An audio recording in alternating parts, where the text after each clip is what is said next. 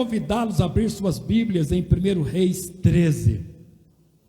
Eu ia ler, queridos. Meu propósito aqui era de ler só os 7 primeiros versículos, mas eu vou ler todo o capítulo de 1 Reis. É uma história interessante, não é aquele texto longo, cansativo. A história de 1 Reis 13 é uma história muito interessante. Então eu penso que não será uma leitura cansativa. Nós vamos ler todo o capítulo para a nossa reflexão desta noite. 1 Reis 13. E eis que por ordem do Senhor, um homem de Deus, fala comigo assim, um homem de Deus. Fala bonito, um homem de Deus. Estou chamando a atenção de vocês para essa expressão, porque ela vai aparecer 16 vezes nesse texto. Um homem de Deus vai aparecer 16 vezes nessa leitura. Por isso estou chamando a atenção. Um homem de Deus veio de Judá a Betel, e Jeroboão estava junto ao altar para queimar incenso. Queimar incenso a deuses estranhos, né? Aos deuses estranhos. Usar o altar de Deus para queimar incenso a deuses estranhos. E clamou contra o altar com a palavra do Senhor e disse: altar, altar, assim diz o Senhor, eis que um filho nascerá à casa de Davi, cujo nome será Josias, o qual sacrificará sobre ti o sacerdote dos altos, que queima sobre ti incenso, e ossos de homens se queimarão sobre ti.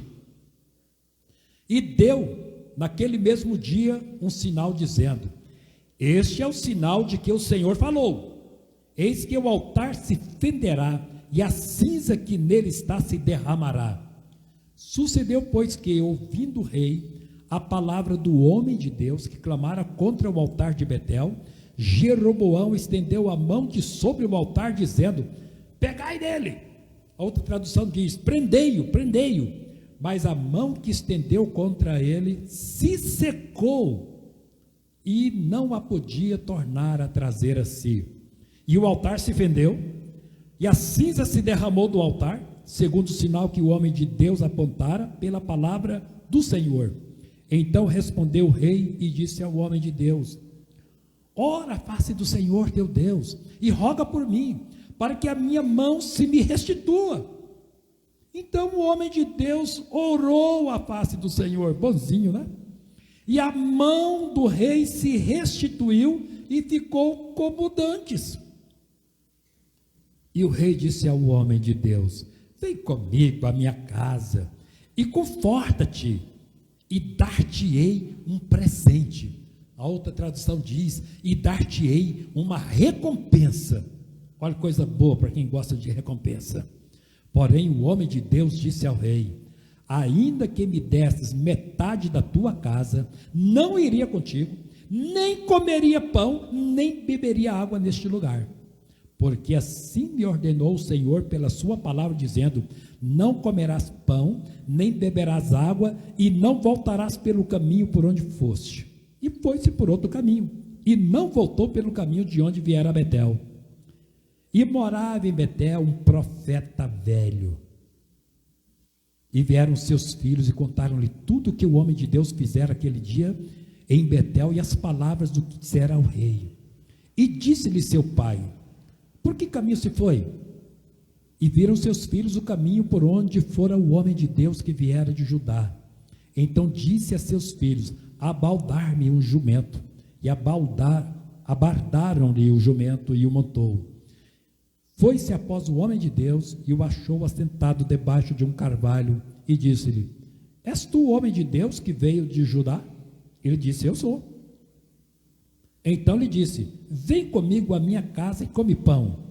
Porém ele disse: não posso voltar contigo, nem entrarei contigo, nem tampouco comerei pão, beberei água contigo neste lugar. Porque me foi mandado pela palavra do Senhor: ali nem comerás pão, nem beberás água, nem tornarás a ir pelo caminho por que foste. E ele lhe disse: também eu sou profeta como tu. E um anjo me falou pela palavra do Senhor, dizendo: falo voltar contigo à tua casa, para que coma pão e beba água.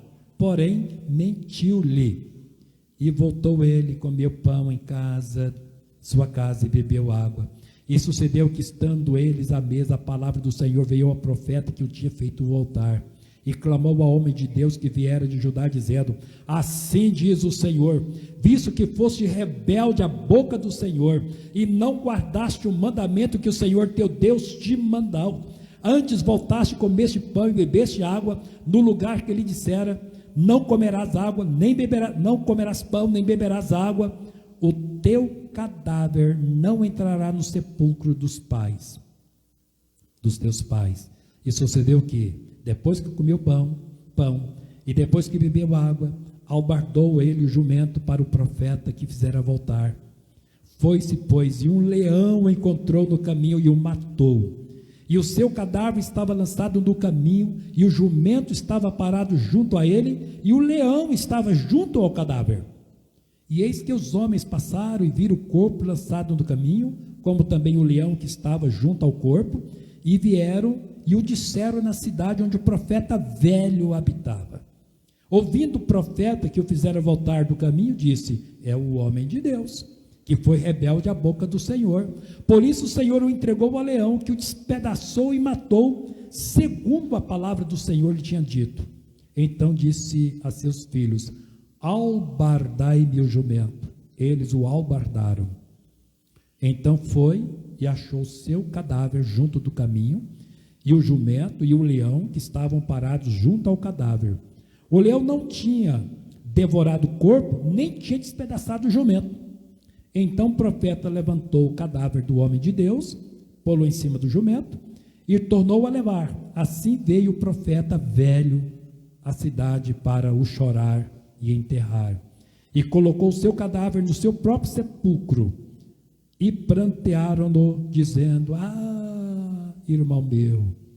E sucedeu que, depois de haver sepultado, falou a seus filhos, dizendo: morrendo eu, sepultai-me no sepulcro em que o homem de Deus está sepultado. Ponde os meus ossos junto aos ossos dele, porque certamente se cumprirá o que pela palavra do Senhor clamou contra o altar que está em Betel, como também contra todas as casas dos altos que estão nas cidades de Samaria. Depois dessas coisas, Jeroboão não deixou seu mau caminho, antes dos mais baixos do povo, tornou a fazer sacerdotes dos lugares altos. A quem queria, lhe enchia a mão. E assim era um dos sacerdotes dos lugares altos. E isso foi causa do pecado, a casa de Jeroboão, para destruí-la e extingui-la da terra. Uma história melancólica, né? Tinha tudo para começar bonito, mas terminou de forma bem melancólica. Texto escrito mais ou menos no ano 920 a.C. Então, uma história que já dura nos anais, arredondando os números, 3.000 anos. 2.000 anos depois de Cristo, praticamente 1.000 anos, 920 a.C., mais 1.000 anos antes.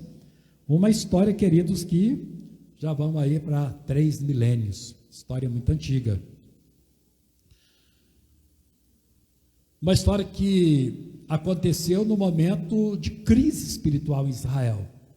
Se você quiser 2 palavrinhas para traduzir a vida religiosa de Israel, você pegaria idolatria e apostasia. Mas a apostasia sempre levantou, sempre conduziu a apostasia.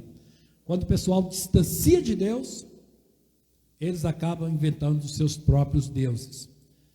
O nosso Deus é aquele que ocupa o primeiro lugar, é aquilo que ocupa o primeiro lugar no nosso coração. Esse primeiro lugar no nosso coração só pertence a Ele. Amarás o Senhor teu Deus de todo o teu coração, de toda a tua alma, de todas as tuas forças e de todo o teu entendimento. E quando nós amamos alguém ou alguma coisa dessa forma, Deus sai da nossa lista de prioridade, porque Deus não aceita o segundo lugar. Deus é radical. Ou ele fica em primeiro lugar no seu coração, ou ele está fora da sua lista de prioridades. Não, Deus, o Senhor ocupa o segundo lugar, eu estou fora. O meu lugar, primeiro lugar, queridos, é o lugar de honra. O primeiro lugar é o lugar de honra. E com Deus é o seguinte, ou é o primeiro lugar, ou não é nenhum. E quando as pessoas se distanciam de Deus, primeiro problema é idolatria. Eles vão colocar outras coisas em primeiro lugar. Tem uma série de questionamentos que eu faria esse texto, que nós faríamos esse texto. Se tinha profeta em Betel, por que Deus chamou profeta de outro lugar? Não é? Se tem profeta aqui, nessa igreja, por que Deus tem que trazer profeta de outros lugares para entregar uma mensagem aqui? Deus tem a forma de agir. Deus usa quem quer, da forma que quer e onde quer também. Ele tira um daqui, leva para lá, pega de lá, traz para cá. Mas de princípio a gente questionaria, não é verdade? Se tem profeta em Betel, para que trazer profeta de outro lugar? Seria um dos nossos questionamentos. Um outro questionamento que nós faríamos aqui nesse texto é verdade. Um profeta, chamado aqui profeta velho, são dois profetas que nós temos aqui. Um apelidado de homem de Deus, vocês viram a repetição? Apareceu 16 vezes aqui essa expressão homem de Deus. E o outro chamado profeta velho, essa expressão profeta velho aparece 3 vezes. E esse profeta velho dirige-se ao outro com uma baita mentira ensaiada. Será que uma pessoa que tem uma unção profética é capaz de assumir um comportamento desse? Porque isso aqui, queridos, é problema de caráter. Nós estamos diante de caráter. Você olhar para uma pessoa, esperar um comportamento dela e de repente tem outro. Problema de caráter. A gente faz uma outra pergunta. Ele não é profeta? Ele não enxergava? Por que ele foi enganado? Porque um espírito de engano prevaleceu sobre esse profeta. O profeta não tem os olhos abertos para enxergar? Por que isso passou despercebido? Que não viu que era um espírito de engano que estava diante dele. Um outro questionamento. Por que Deus foi tão severo com ele, hein? Colocar um leão no caminho dele para o devorar. A gente fala assim, nossa, mas o juiz de Deus é muito severo no seu juiz. Esse Deus de amor, esse Deus de bondade, de misericórdia, porque às vezes esse Deus é tão severo com algumas pessoas? E um outro questionamento que eu faria aqui é o seguinte: por que o leão não comeu o profeta velho? Não foi ele que chegou com mentira, com engano, com aquelas historinhas de anjo, bonita, inclusive bonita, eu também sou profeta e vi o anjo me visitou, já que ele engendrou, criou toda essa mentira, por que o leão não comeu ele e deixou o outro vivo? Então, meus irmãos, tem algumas questões que ficam na nossa mente. Muitas questões da Bíblia, às vezes ficam na nossa mente, não é? Então isso significa que se eu fosse escrever o texto, eu escrevi o texto errado. Se eu fosse fazer aqui, assim, não, eu vou fazer o roteiro aqui dessa história, eu ia fazer o roteiro totalmente diferente, aí o equívoco estaria do nosso lado. Mas se eu fosse dar um tema para essa história que nós ouvimos aqui em em 1 Reis capítulo 13, é a história de um profeta que saiu para entregar uma mensagem e nunca mais voltou para casa.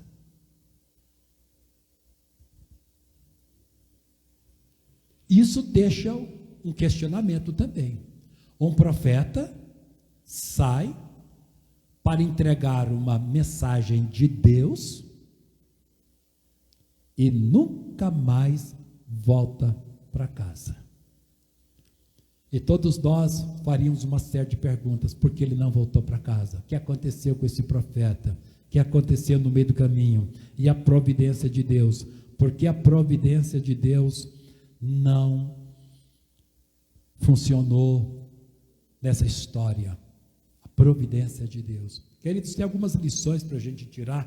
A gente não vai responder essas perguntas, e tem muitas perguntas na Bíblia que a gente não consegue responder. Muitas perguntas. Nós não conseguiremos responder. Mas tem algumas lições aqui para nós. Eu fico maravilhado quando vejo um texto desse. O primeiro é que você está diante de um profeta cujo nome é desconhecido. Notou que o nome dele não aparece aqui? Não aparece. Nós temos a impressão de que nós estamos diante dos profetas menores. Tá? É um profeta pequeno, mas era profeta. E a coisa mais linda que nós encontramos aqui é a forma de designação desse profeta. O texto não deixa dúvida. O tempo todo, de forma repetida, até cansativa, o texto diz: homem de Deus, homem de Deus, homem de Deus. E quando, queridos, alguém assume essa postura de homem de Deus, de mulher de Deus, talvez o que seja menos interessante seja o seu nome, seja o nosso nome.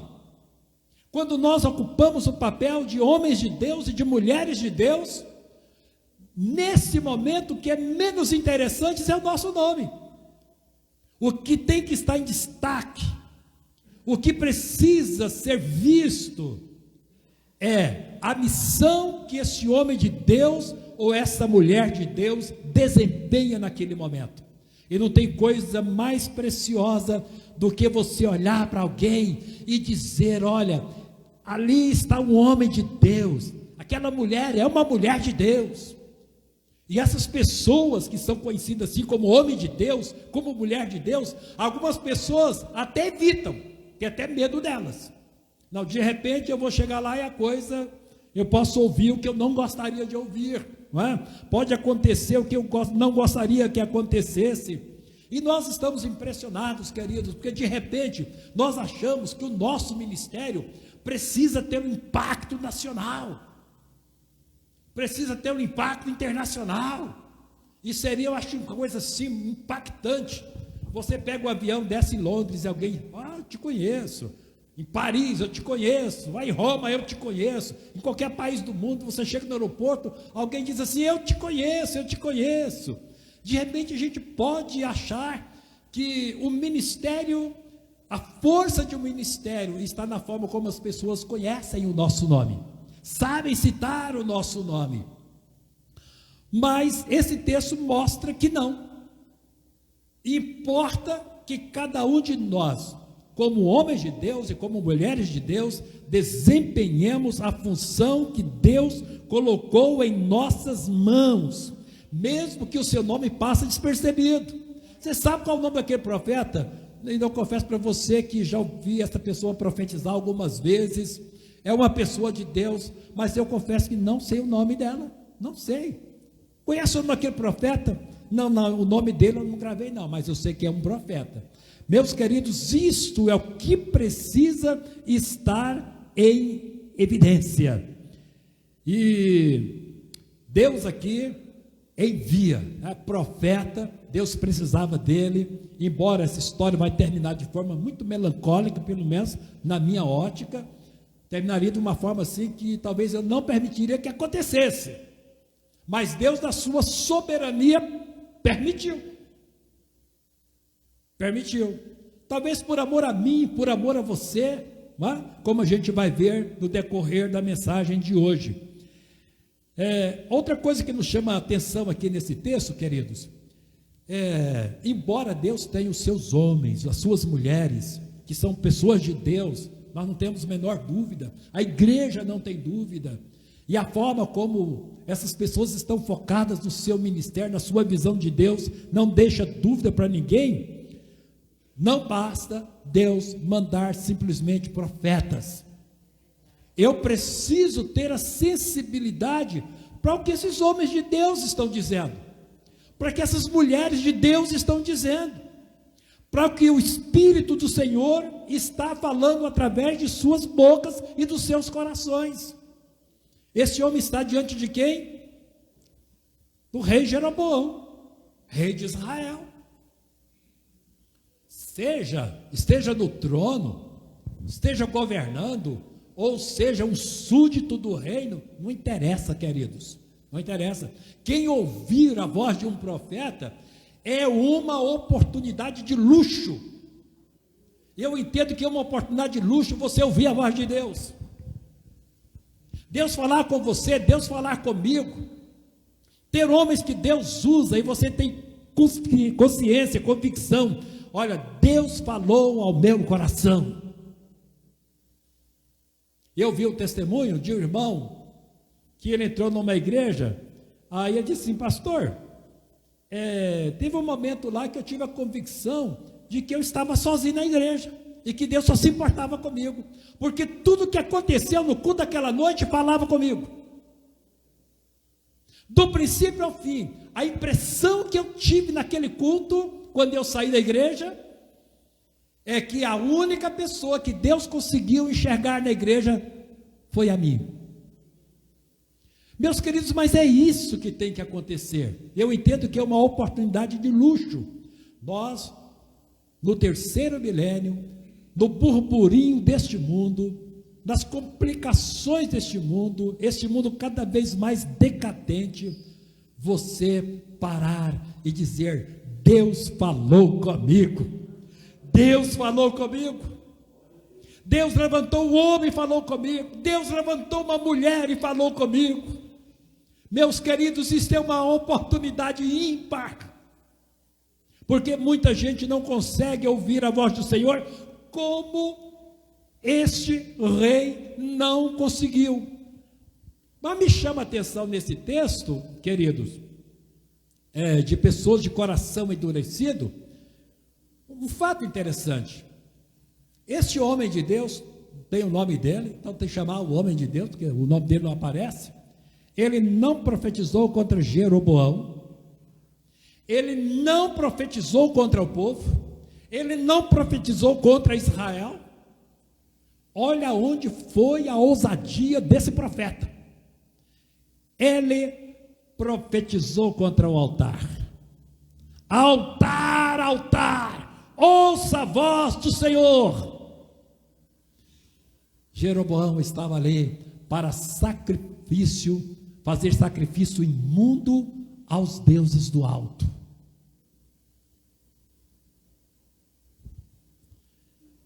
A ousadia do profeta, meus queridos, isso tem que nos impactar.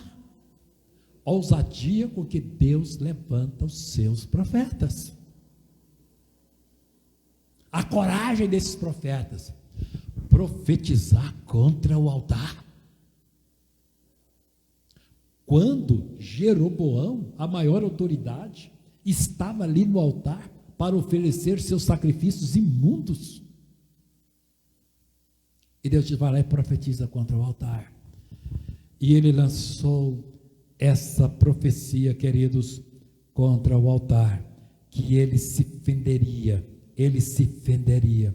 Meus queridos irmãos, ele estava arriscando a vida dele, como o texto mostra que ele estava arriscando a vida dele. Mas profeta, queridos, profeta é porque der e vier. Profeta não tem respeito com ninguém. Profeta não olha para a cara de ninguém. Profeta não olha a posição social de ninguém. O profeta não tem medo de colocar o dedo no nariz e dizer: assim diz o Senhor. Muitos já morreram, foram perseguidos, foram presos, pagaram com seu próprio sangue o peso da sua missão. Mas apesar, queridos, de Deus falar, é impressionante como pessoas têm o coração duro. Impressionante. Como pessoas têm coração duro. Por mais que Deus fala, parece que a palavra dele não consegue penetrar no coração de algumas pessoas. Preste atenção aqui, queridos. Olha aqui para mim. Olha os milagres. A gente fala muito em milagres, não é? Milagres é coisa linda. Sinais é coisa linda. Maravilhas são coisas lindas. E se o povo visse sinais, prodígios, maravilhas, essas pessoas se converteriam. Será que é verdade? Será que é verdade? Quer ver o que Jeroboão viu? Ele profetizou contra o altar. Falou assim: o altar vai rachar e as cinzas vão derramar. Na mesma hora, o altar de pedra rachou e as cinzas derramaram. Quando Jeroboão estendeu aquela mão poderosa, que tinha poder para matar, tinha poder para dar vida, tinha poder para governar, estendeu contra o profeta, o que aconteceu com a mão? Secou na hora. Ele olhou, aquela mão poderosa, agora é um pedaço seco, uma mão mirrada, seca, pelinha seca em cima dos ossos secos. E ele clamou para o homem de Deus: ora por mim, olha o meu braço, ficou seco, no piscar de olhos, meu braço ficou seco. O profeta orou, o que aconteceu? Voltou ao estado anterior. Queridos, é para esse homem cair de joelhos. Ele caiu? Você caiu de joelhos? Ele também não, porque nem lá nós estávamos, né? Para cair de joelhos.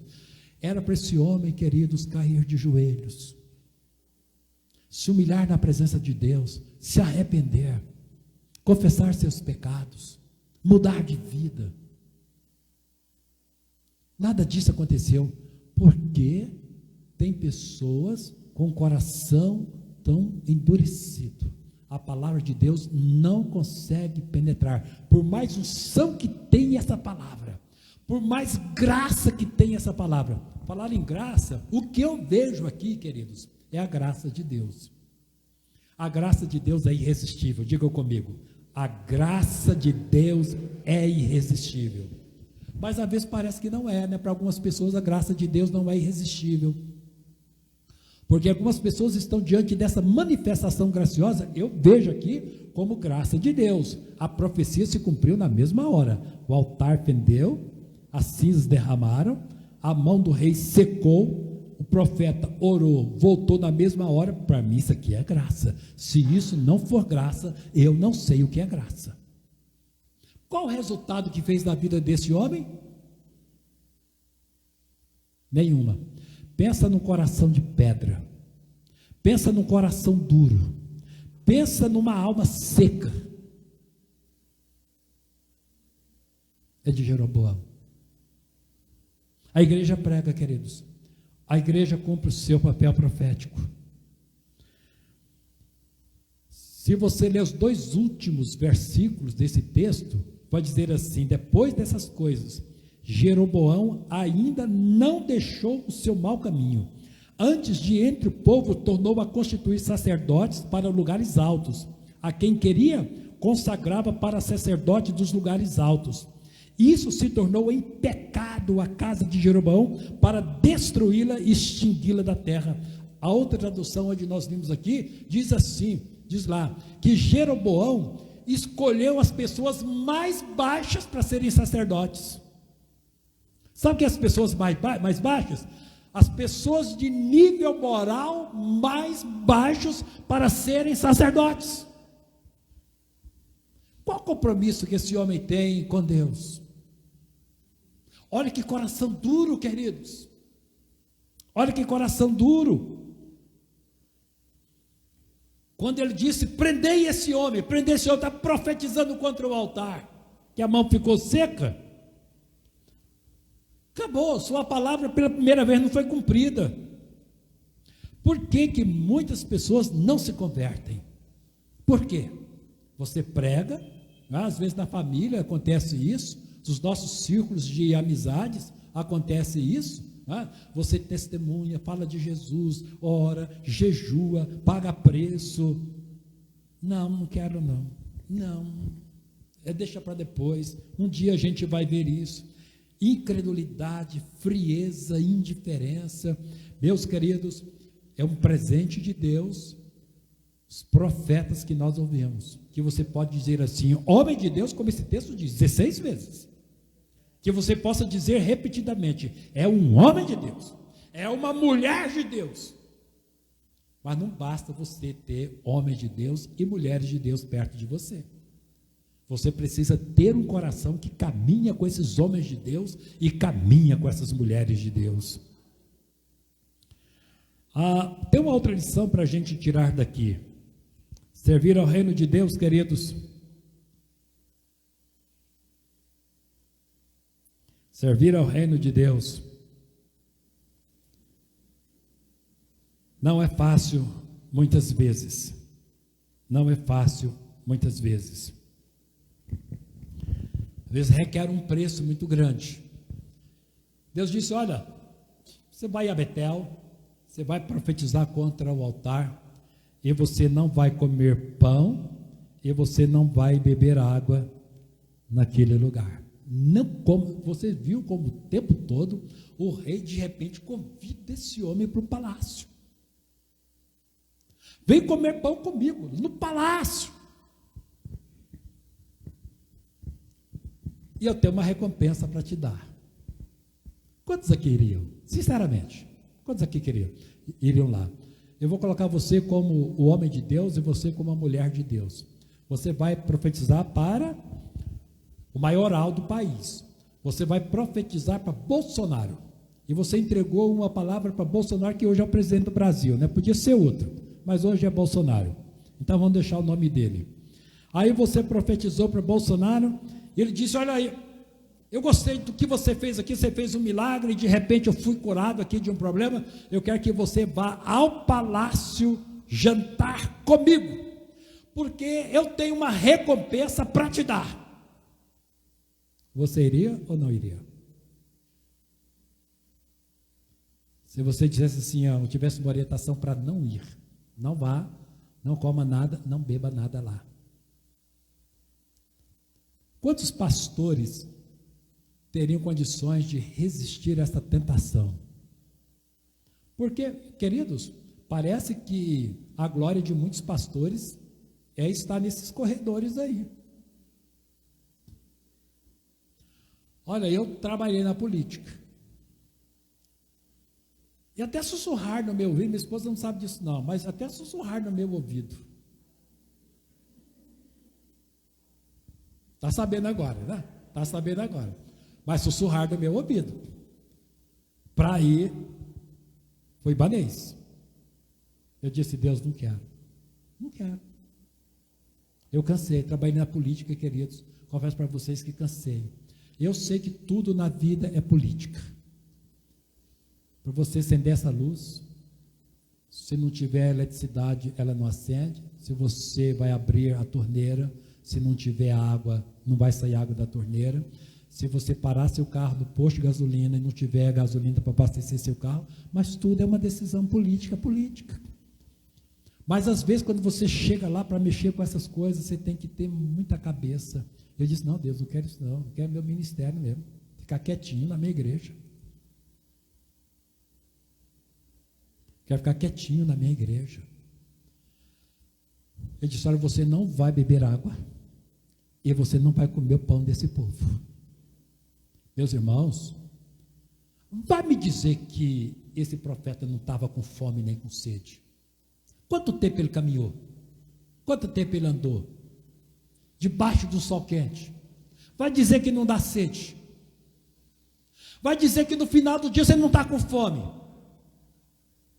E de repente o convite que você tem é o melhor, que você nem imaginava.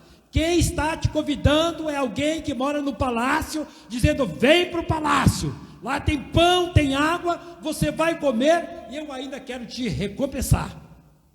E tem uma coisa que nos encanta, é recompensa, especialmente se for de pessoas poderosas.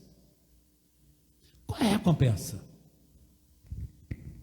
De repente, essa recompensa muda a minha vida. Estou morando de aluguel, vou comprar minha cobertura, estou andando numa pé de ônibus, de repente eu compro um carro, e eu tenho alguns sonhos internacionais, de repente eles vão se cumprir, dependendo da recompensa, vem muita coisa boa aí, né? E nós somos encantados com essas recompensas. E Deus disse, olha, ainda que me desses metade da tua casa, não iria contigo, nem comeria pão, nem beberia água neste lugar.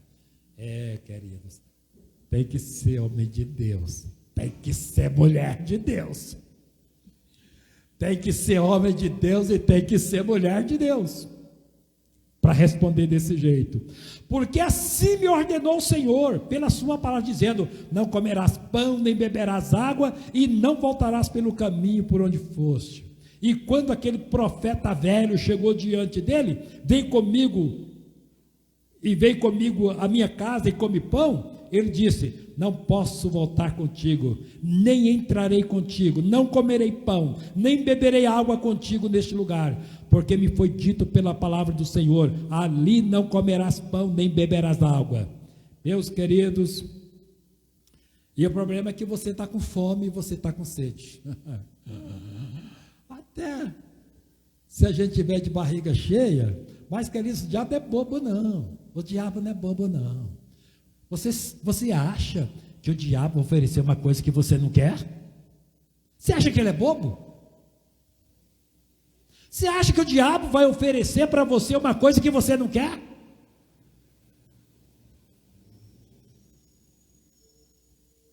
Você pensa no homem alto, de olhos verdes, cabelo lindíssimo, porte de atleta, e chega um baixinho, barrigudo, careca.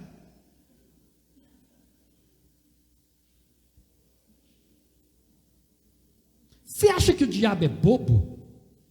Meus queridos, o diabo é um grande psicólogo, ele te estuda, ele sabe onde está o seu coração, ele sabe por onde o seu coração anda, ele sabe o que você quer, ele sabe as coisas que te agradam, ele sabe aquele momento frágil seu, que você não teria resistência para você dizer, sim, eu quero, é isso que eu quero, e até dizer assim, esse negócio é de Deus.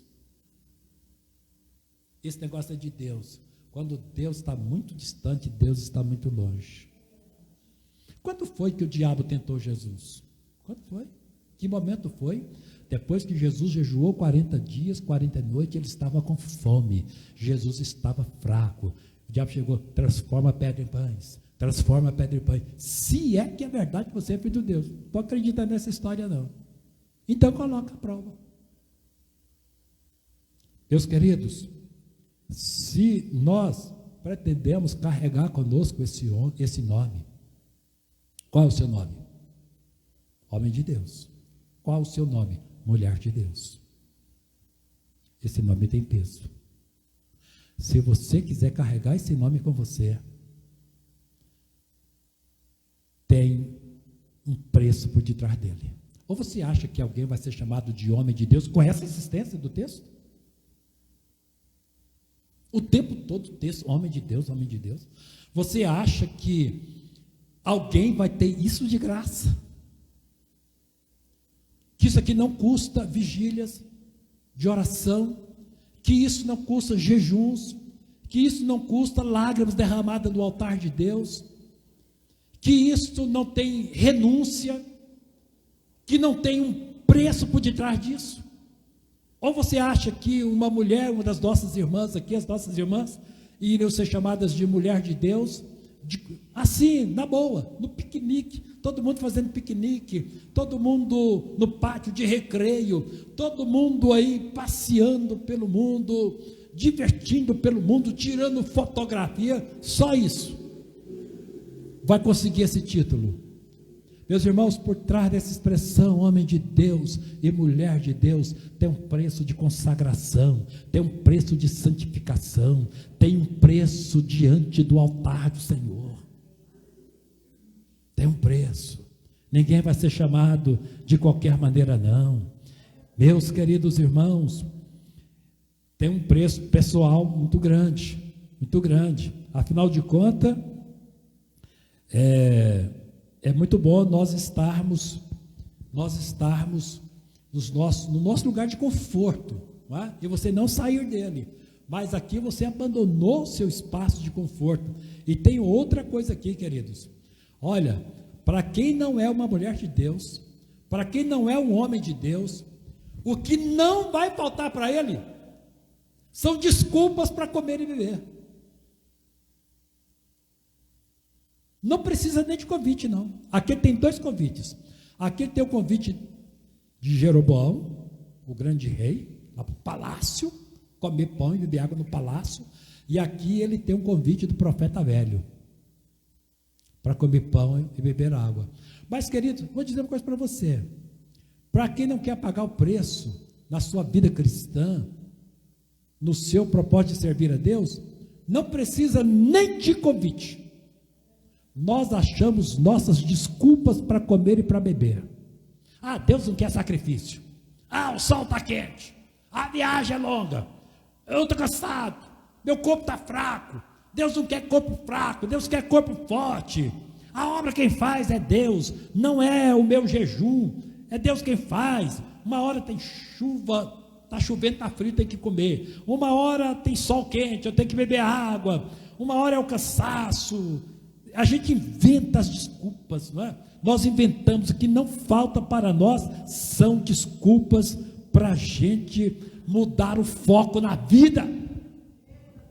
E depois quer ser chamado de homem de Deus, quer ser chamado de mulher de Deus.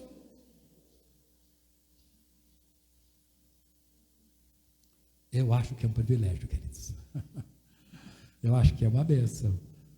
As pessoas olhar para você, mulher de Deus, olhar para você, homem de Deus, mas não sabe o preço que você paga para isso. Quantas vezes você vai chorar sozinho na presença do Senhor? Todo mundo está comendo e bebendo, você está sozinho, sem comer, sem beber. O povo está divertindo, está nas redes, estão lá nas redes sociais, Você está ajoelhado com a Bíblia na sua mão, chorando diante de Deus. Eu entendo, queridos, que todos nós aqui precisávamos deste nome, começando comigo, e pegando todos vocês, e você que está nos assistindo em casa, em outro espaço, porque não tem sentido neste mundo a gente viver, se não for para eles olhar para você e te chamar de homem de Deus ou de mulher de Deus. Tenho uma última palavra que eu quero dar aqui para encerrar a mensagem, que está no versículo 18. Tornou-lhe ele: também eu sou profeta como tu, e um anjo me falou por ordem do Senhor, dizendo: faze voltar contigo a tua casa, para que coma pão e beba água. Mas aí vem a expressãozinha, mas ele estava mentindo. Não teve anjo, anjo nunca apareceu para ele, o Senhor nunca apareceu para ele, e é um profeta velho, né? Chamado aqui um profeta velho. E nós já falamos assim, mas como é isso? A mentira e a verdade dá para caminhar junto, queridos? Esse homem é profeta de Deus? Só fala que ele é profeta velho. Em nenhum momento chama ele de homem de Deus. Só chama de profeta velho. Eu entendo que velho aqui é a idade cronológica mesmo. É uma pessoa idosa, ao longo da vida foi profeta, mas parece que não aprendeu a principal lição de um profeta, que é a integridade. Integridade, queridos. Integridade na vida. Não adianta ser profeta se não é íntegro.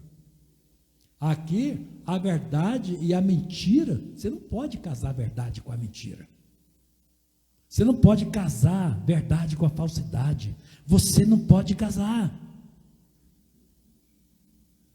É por isso que Deus teve que trazer profeta de outro lugar, porque Deus não dava para usar esse profeta na terra dele. Dizem que não há profeta na sua própria terra, no meio do seu próprio povo, mas desse jeito não dá mesmo não, porque ele não tem compromisso com a verdade.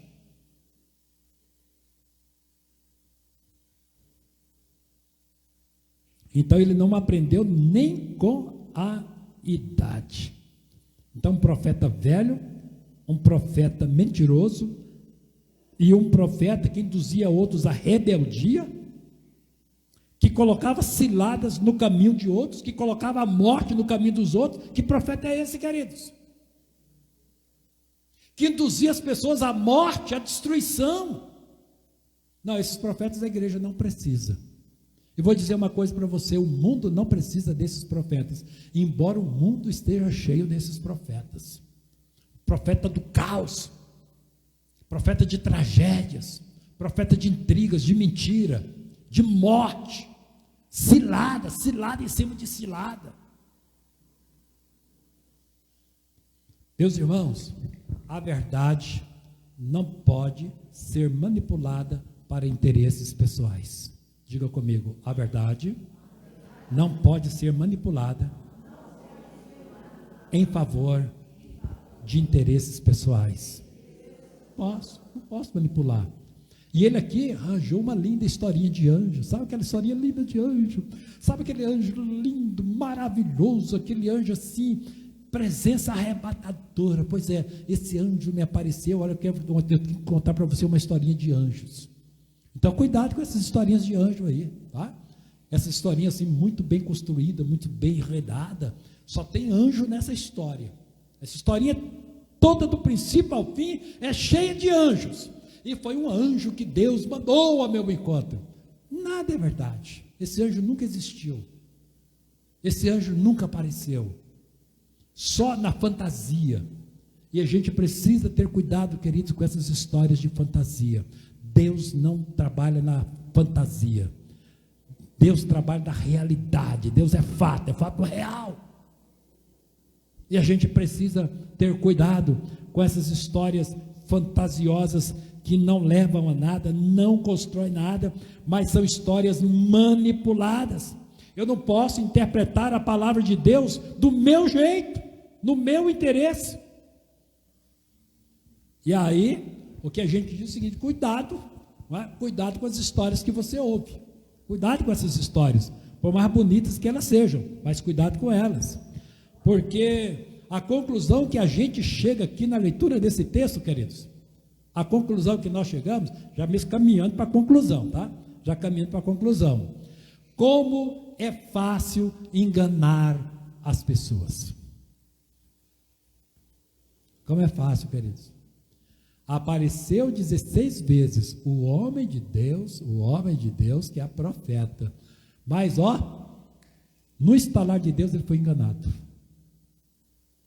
Como é fácil enganar as pessoas. Se é fácil você enganar as pessoas, que você diz assim: olha, aqui está um homem de Deus, aqui está uma mulher de Deus. Se é fácil enganar essas pessoas, e as outras? E as pessoas simples? E as pessoas sem malícias? E as pessoas sem maldade? Que acreditam nas historinhas de anjos? Tem anjo para toda parte, tudo está cheio de anjos. Como é fácil enganar as pessoas. Mas sabe por que é fácil enganar as pessoas, queridos? Porque elas não frequentam a escola bíblica dominical. Vem para a escola bíblica dominical, vem aprender a Bíblia na escola bíblica dominical, vem entender a palavra de Deus. Eu quero ver se as pessoas vão passar mel nos seus lábios, se essas pessoas vão te enganar facilmente. Então falta Bíblia para o povo de Deus. Meus irmãos, não é essas balelas das redes sociais, não, pelo amor de Deus. Não sei quem você está ouvindo, quais são as suas referências nas redes sociais, não sei por onde você está navegando, quem são as pessoas que você está dizendo: esse aqui é o meu referencial, é minha referencial. Não sei quem são essas pessoas, mas, meus queridos, mas nessa conclusão aqui, eu preciso dizer mais uma coisa. É que, às vezes, queridos, é tarde demais para a gente voltar atrás. Às vezes não dá para voltar atrás. Dependendo do que a gente faz, às vezes não dá mais para voltar atrás. Foi tarde demais para ele. Depois que ele voltou e comeu pão, foi tarde demais. O leão estava esperando. Não dava mais. Tarde demais. Às vezes, queridos, a gente faz como profeta. Paga um alto preço pela falta de discernimento, não é? Pela desobediência, e ele pagou o preço com a vida. Não valeu a pena pagar com a própria vida o preço de uma desobediência. Eu acho que o preço foi alto demais. Então, aqueles questionamentos que eu fiz aqui no início, eu vou sempre fazer o texto. Por que Deus foi tão duro, foi tão severo com ele? É a rebeldia, é a desobediência. Aí em nome de quê? Em nome daquelas historinhas de anjo, Senhor. E eu me encantei com aquelas historinhas de anjo. Você encantou, né? Pois é, foi as historinhas de anjos que levaram você à rebeldia e à transgressão, e o preço é alto. Às vezes, queridos, tem preço que não compensa a gente pagar. E dependendo do que nós fizermos, talvez seja tarde demais para a gente mudar as coisas. Alguns, infelizmente, aprendem a verdade tarde demais. Machucam as pessoas, ferem as pessoas, talvez depois seja tarde demais para sará-las. Fazem promessas, quebram promessas, e pode ser muito tarde para fazer as coisas melhores. Erram com pessoas, talvez depois seja tarde demais restaurar. Na vida espiritual, você já notou, tem pessoas que esperam e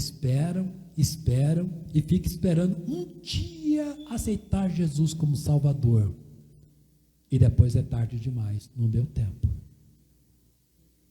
A gente tem que fazer as coisas, queridos, de maneira certa, sem precisar perder o nosso tempo. E agora sim, vou fechar a mensagem com uma pergunta. A gente precisa, irmãos, de alguma forma, resgatar esse texto. De que forma a gente resgataria algumas verdades aqui nesse texto? O que eu precisaria fazer para resgatar algumas verdades desse texto? Na conclusão, eu preciso ouvir a voz de Deus com a mesma presteza que esse profeta ouviu. Essa é a primeira coisa. A presteza que ele teve de ouvir a voz de Deus, eu preciso ter da mesma forma. Segundo, a minha obediência não pode ser parcial, ela tem que ser até o final. Ele falhou lá na frente na obediência. Obediência, queridos, é até que Deus o chame, até que termine o nosso ministério aqui. Uma outra forma de a gente resgatar isso: dependa de Deus nas suas necessidades. Dependa de Deus. Se Deus disse, não coma pão, não beba água, Deus é muito sacrifício, parece que é tolice a gente não comer pão, não beber água, quando está cansado, com fome, com sede. Mas se Deus disse, não coma pão, não beba água, se Deus disse, não faça isso, dependa de Deus. É uma necessidade que você tem na vida, dependa de Deus. Dependa de Deus, não negocie suas necessidades, não negocie, dependa de Deus. Deus é difícil, dependa de Deus. Quarto, não permita que seja enganado por nenhuma história, por mais linda ou por mais angelical que ela seja. Não permita ser enganado, não permita ser iludido, não permita. Tenha discernimento, você tem a mente de Cristo, você sabe, você tem a palavra de Deus no seu coração. E por último, eu termino, e para provar que eu terminei, eu vou até desligar o meu tablet. Para provar que você foi até o fim, diga com o apóstolo Paulo: combati, acabei a carreira, e agora só me resta receber a justa recompensa que o Senhor me dará naquele dia, e não somente a mim, mas tantos quantos amarem a sua volta. Então Paulo tinha certeza, queridos, que ele chegou ao final da sua missão. Então não negocie, não negocie, chegue até o final, porque se tem alguma coisa que Deus precisa, queridos, hoje, é de homens de Deus, é de mulheres de Deus, pessoas que chegam, abram a boca como profeta, deixe derramar a unção de Deus sobre a sua vida. Quem aceitar, glória a Deus, aceitou. Se a unção derramou na sua vida, escorreu na sua vida, da cabeça até a planta dos pés, derramou unção na cabeça, escorreu pela barba, pela orla dos vestidos, derramou, você brilhou debaixo da unção de Deus, e pessoas não aceitaram, você não tem responsabilidade nenhuma, a unção de Deus extravasou. E fique firme até o final, porque Deus precisa dos seus profetas, das suas profetisas. Deus precisa, esse mundo, queridos, o mundo que nós estamos vivendo, a maior necessidade de Deus não é de governo, não é de governo. Eleja quem o Brasil quiser eleger, eles não vão resolver o problema do Brasil. Quem resolve o problema do Brasil é Deus. O que o Brasil precisa é de profetas, é de profetisas, de homens de Deus, de mulheres de Deus. O que as pessoas precisam hoje, de palavra profética, palavra profética. Então deixa a unção de Deus abrir a sua boca e profetize, profetize. Mas não faça como esse homem de Deus não, hein? Foi só até a metade do caminho. Vá até o final, diga como Paulo, já terminei a minha carreira, cheguei ao final, mas cheguei para receber a coroa. Recompensa, queridos, não é de homens da terra, não. A recompensa é lá em cima. Jeroboão disse: vem para o meu palácio, porque você vai comer, beber, eu vou te dar a recompensa. Que recompensa de homem, queridos? Nós queremos a recompensa de Deus.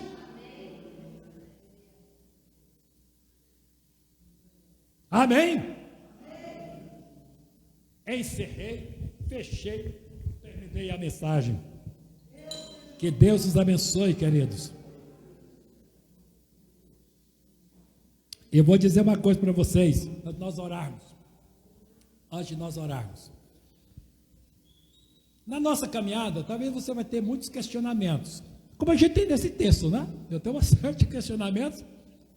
Quantas respostas eu tive? Nenhuma dos meus questionamentos no texto. E a gente vai ter muitos questionamentos na vida. Se Deus responder, respondeu. Se Deus não responder, glória a Jesus, vai em frente. Siga em frente.